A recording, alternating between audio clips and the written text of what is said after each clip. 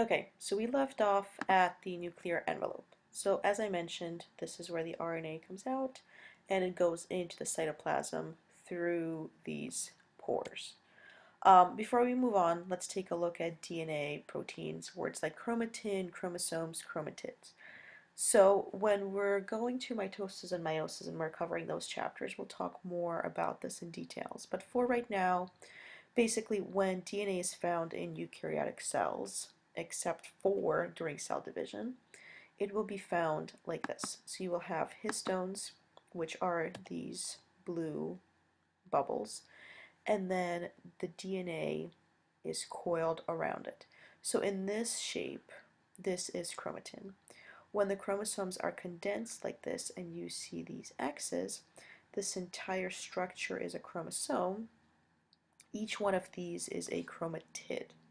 And either way, whether it's chromatin or chromosomes, it is found in the nucleus. Okay, so we're moving on to ribosomes. Again, you should know a lot more about ribosomes since this was one of the organelles debated.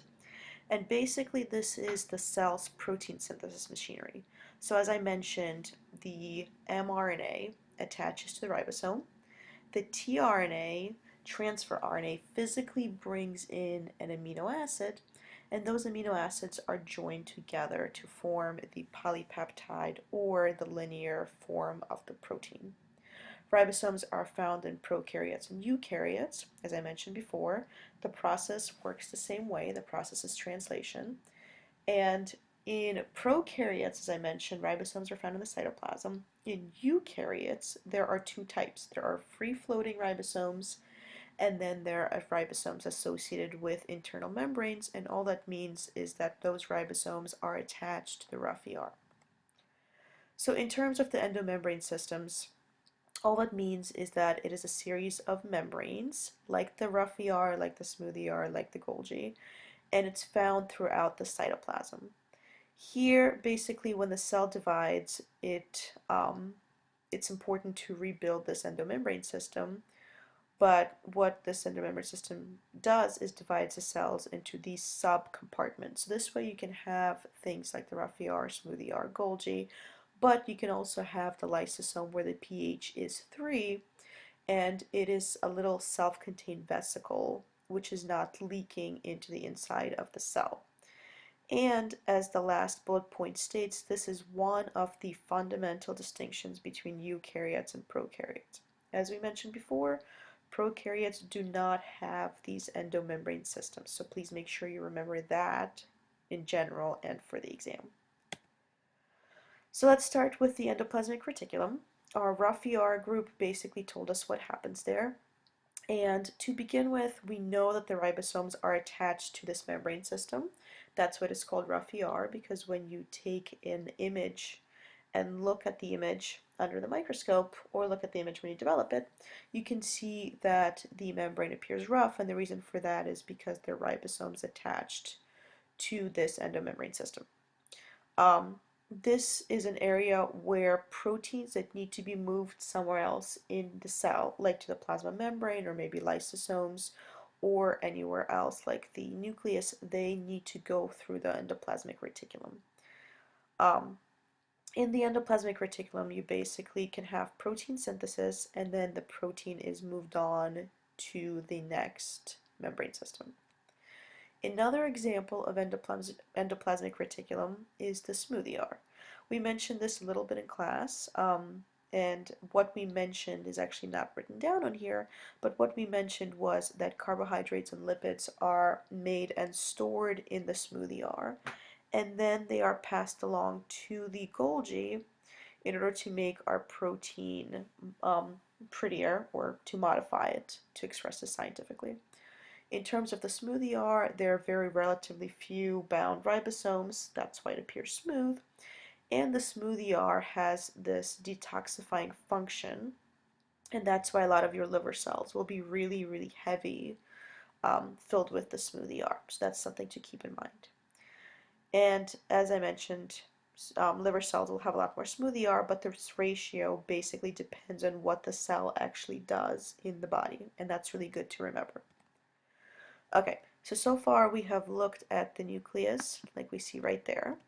We have also looked at the rough ER and the smooth ER. And it's actually zoomed in right here. So the rough ER, you can see these red dots. Those are ribosomes. We've covered those. And then this is the smooth ER, and you can see that there are no ribosomes, hence smooth. Okay, so the next is the Golgi. As we discussed in class, DNA is stored in the nucleus, RNA is moved out of the nucleus into the cytoplasm, onto the ribosome, or into the rough ER.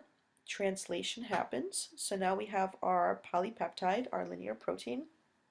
Then in the rough ER, this polypeptide is folded into its functional 3D shape. Next, this polypeptide is going to be passed on to the Golgi apparatus, or Golgi bodies, and basically all that is flattened stacks of interconnected membranes, and it's a membrane system. And what happens in here is that your proteins are quote unquote bedazzled, they're made pretty. So as I mentioned, the carbohydrates and the lipids come from the smooth ER. They're sent to the Golgi, and everything that's sent is sent in vesicles. And the proteins that were received from the rough ER are modified. And the second function for the Golgi is to package and distribute the protein molecules, either to the membrane or the lysosome or anywhere else in the cell. Again, vesicles are used to make sure you remember that. And think of this area as the postal office because everything is addressed. The proteins actually have a little label on them written in amino acids. So the Golgi will sort the proteins where they have to go in the cell. And as I mentioned in class, the Golgi has a cis and a trans face. The cis face is closer to the rough ER. The trans is closer to the membrane. Don't worry so much about this, but just keep this in mind as you're studying. And as I mentioned again, vesicles, little bubbles, are transported wherever they have to go, and those bubbles are carrying those proteins. So proteins don't just float around. So again, so far we have the nucleus with the DNA, mRNA comes out, loaded into the rough ER, translation happens on the ribosomes. Vesicles carry these proteins to the Golgi. Here's our cis phase, so it's closer to here. Here's our trans phase, it's closer to the membrane. And as you can see, little vesicles are pinching off. Things are moving in, and then things are moving out. Lysosomes. Our lysosome group was very excited to do their debate on lysosomes. So lysosomes are basically little vesicles, larger than the ones that transport protein, but certainly smaller than the Golgi body. And they're basically membrane-bound digestive vesicles. There are about 20 different enzymes that are found in these vesicles, and they are able to function in low pH because the lysosome vesicles are definitely about 2 or 3 pH level. Lysosomes basically come from the Golgi. It's the little vesicles that are fused, connected to the lysosomes. They bring in the bad proteins or the enzymes that work in the lysosome. As I mentioned, these enzymes are found there, and their job is to break down macromolecules. So if protein is made incorrectly, it's going to be sent to the lysosome, and then the lysosome has the low pH, so the polypeptide unfolds, and then there are enzymes that will basically break it down into smaller parts. As I mentioned, the job of the lysosome, as our lysosome group said, is basically it's the garbage disposal, it's the stomach, and the job is to destroy anything that's foreign or bad. So if your cells, let's say your cell is a macrophage, eats a bacterium, or let's say a cancer cell, it is brought to the lysosome, and that's where this foreign matter is destroyed, and then the small pieces, the monomers, are recycled, and they can be reused again. So far this is how far we got. Right, we have our nuclear envelope. Inside we have DNA. Inside we have mRNA that's made. That comes out through the nuclear pore, and then the mRNA either goes to the cytoplasm or it goes to the rough ER. Let's follow the rough ER. In here, the protein is synthesized, the polypeptide is folded in 3D, and then these vesicles carry these almost functional proteins to the Golgi. At the same time, the smoothie R also donates carbohydrates and fats, so lipids, and sends them to the Golgi, so right here. So far we have Roughy R with proteins, Smoothie R with carbohydrates and lipids.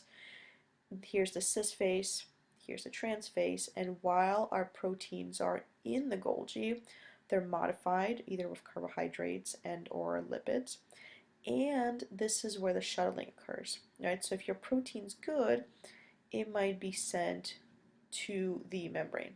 So this is this way, right? Or if it's bad, it can be sent to the lysosome to be broken down. So here's our lysosome that's breaking things down. So it all depends on whether your protein is made properly or it's made improperly. Okay, microbodies. So basically there is a variety of enzyme containing vesicles. This is an example of one. These are microbodies. You don't have to know this for the exam, but just listen for a couple of minutes. And there are peroxisomes, which basically, again, a lot of these vesicles contain enzymes, and their job is to break things down. So for this particular vesicle, the job is to break down fatty acids.